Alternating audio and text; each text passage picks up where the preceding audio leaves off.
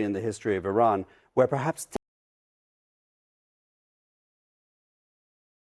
the question of regime change from someone who has struggled for a better Iran, for a more free Iran, it looks very different. And I'll just say, after the brutality, many Iranians, including me, felt that there was really perhaps no other way to dislodge this regime except via external force. That comes with many complications and worries, but that's kind of where we are. Yeah, and we'll come back to that because, I mean, I think what kind of external force also is an open question, Robbie. Look, I have so much respect for what Kian went through and the fact that you're here telling your story to us. But as an observer of foreign affairs and foreign policy, we're in a very dangerous moment. I want to remind everyone, we've had a head of state kill another head of state. This is illegal domestically. It's illegal repercussions. Iran is the region, 14 countries that it's attacked so far.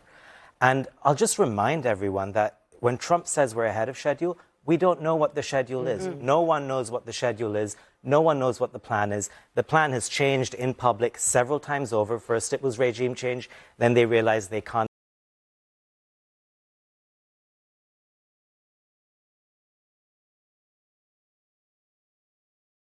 Multiple fail-safes and no will end survive. game. Yeah. There's no end game. Nothing has been declared in public. This could easily go sideways. It's extremely dangerous, the path we're headed down. And I'll remind everyone, Iran, as it lashes out, we're in a missile math race right now, where you've got Israel and the United States trying to take out Iran's missile launchers before they run out of missile defense. Right. And that Which game could plays happen out in a this matter week. of just a couple of weeks. Exactly. And it's also drones are so ubiquitous. The drones are ubiquitous. They're cheap. One of Iran's drones can cost $20,000. It could cost $1 million to take that down. And that is what Iran is sending out across the Gulf. It's extremely dangerous. If people try to resist right now, I mean, the Basij, the IRGC, all of them could crack down once again. So I think it's actually reckless for Trump to call for regime change in this way. Well, he's not calling directly for regime change, to be clear. Even in the statement with Axios. He's actually said directly. I'm sorry, even in the Axios. But I'm sorry, the quote from Axios is not that he was going to personally choose who was going to take over. What he was saying, and he made a very direct reference to what happened in Venezuela, saying he wants a say. And I think part of the context of that is because he wants to make sure that whomever is coming into that position. I'm sorry, Jason. Let me fact check you on that. He has not. Jason, let's be honest. He said, he said he has to personally have a role in picking Iran's new leader. That's the first thing that he said.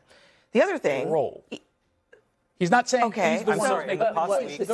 in the past week, he has called for regime I don't change. understand what you're saying. He Are has. you suggesting that the administration has not just said they want regime change, they've actually carried out an operation that has killed that was the Ayatollah. Ayatollah. But they have called them. But Abby, the reason why I actually are able to say that is because the administration has said so many things. They actually cannot keep their story straight. 2 days ago, yesterday, this morning, I was told we were not at war. Today in the press conference, Pete Hegseth says, end the war. Are we at war? Are we not at war? Do we want regime change or do we not? The president told the Iranian people in his very first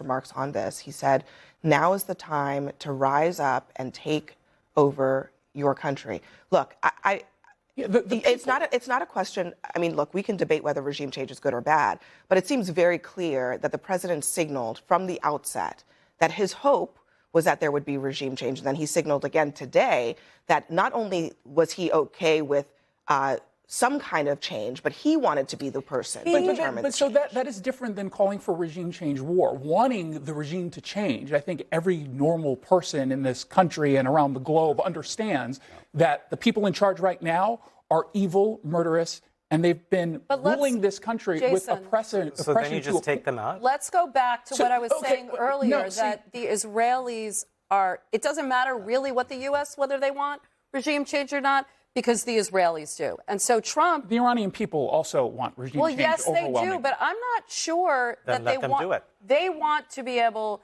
to... As I mentioned, we can't. I don't. So what? The brutality. My experience has shown that there is a situation, unfortunately, where the balance of forces inside a country are so skewed against the people who are unarmed, who are disorganized. In other words, they don't have access to political parties, they don't have access to newspapers, they don't organize or mobilize.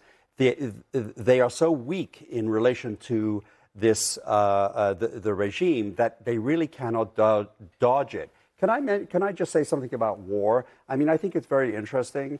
The parsing of the language. Well, the question, I mean, I know this may sound controversial, and some of them is controversial. That's okay. But I think that a lot of commentary is missing, perhaps,